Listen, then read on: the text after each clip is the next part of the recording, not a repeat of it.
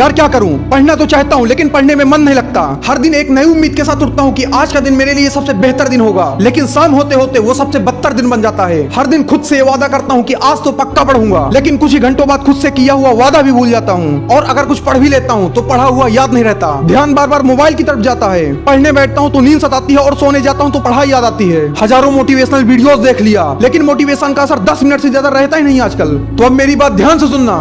क्या कभी सोचा है तुमने कि तुम्हारी जिंदगी की जिम्मेदारी किसकी है?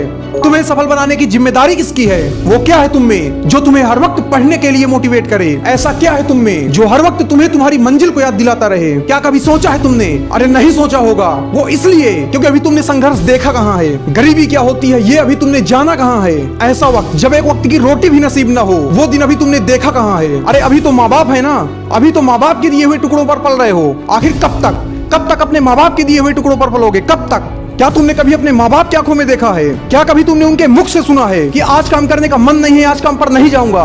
अरे नहीं सुना होगा, वो इसलिए क्योंकि वो जानते हैं कि अगर वो ऐसा करेंगे तो शायद 2 वक्त की रोटी भी नसीब ना हो, और अपने लाडले बेटे को एक अच्छे स्कूल कॉलेज में कैसे पढ़ा पाएंगे। लेकिन उन बेचारे माँ बाप को क्या पता कि जिस लाडले बेटे को खुश रखने के लिए वो 14-14 घंटे काम करते हैं, अपने आंसुओं को छिपाते हैं, उसे एक अच्छे स्कूल कॉलेज में पढ़ाते हैं, वो उनका लाडला बेटा पढ़ नहीं रहा बल्कि बिस्तर पर पड़े पड़े सिर्फ बहानेबाजी कर रहा है कि ठंड ज्यादा है इसलिए नहीं पढ़ रहा, गर्मी ज्यादा है इसलिए नहीं पढ़ रहा। पढ़ना तो चाहता हूँ लेकिन पढ़ने में मन नहीं लगता।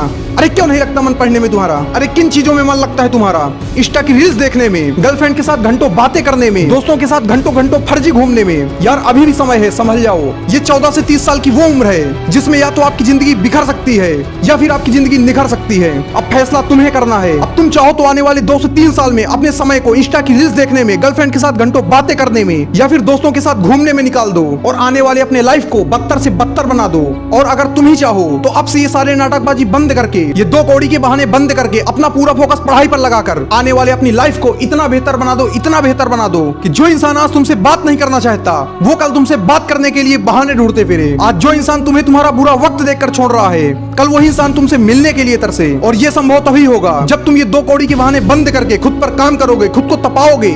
यार अभी भी वक्त है, संभल जाओ। अभी भी तुम बहुत कुछ हासिल कर सकते हो। बस इसके लिए तुम्हें करना ये होगा कि तुम्हारे जितने भी डिस्ट्रैक्शन हैं जो तुम्हें तुम्हारे गोल से, तुम्हारे पढ़ाई से दूर करते हैं, उन सबको गिन गिन कर उखाड़ फेंको। मैं बात कर रहा हूँ तुम्हारे फोन की जो तुम्हें पढ़ने नहीं दे रहा, तुम्हें तुम्हारे गोल से दूर कर रहा है। तो तुम्हारे फोन में जितने भी ऐसे एप्लीकेशन हैं जिनका तुम्हारे गोल से दूर दूर तक का कोई लेना देना नहीं है, उन सारे एप्लीकेशन को तत्काल डिलीट कर दो। और साथ ही तुम्हारे फोन में जितने भी फालतू के नंबर हैं उन सबको तत्काल डिलीट कर दो। कोई मतलब नहीं है इन फालतू के नंबरों को जोड़ने का, क्योंकि जब तक तुम सक्सेस नहीं हो जाते, अपने लाइफ में कुछ बड़ा हासिल नहीं कर लेते, तब तक तुम्हें कोई पूछने वाला नहीं है। इसलिए आने वाले 1-2 साल के लिए इस दुनिया से गायब हो जाओ, सारे डिस्ट्रैक्शन को खत्म कर दो, और फिर खुद पर इतना काम करो, इतना काम करो, इतना पढ़ो कि जिस भी फील्ड में, जिस भी एग्जाम में तुम बैठ जाओ, उस फील्ड में, उस एग्जाम में तुम्हें हराने वाला कोई जन्मा ना हो। और अगर तुम भी उन लाखों करोड़ों युवाओं में से हो जो सुबह जल्दी उठना तो चाहते हैं लेकिन उठ नहीं पाते, तो एक बार इस वीडियो को जरूर देख लेना।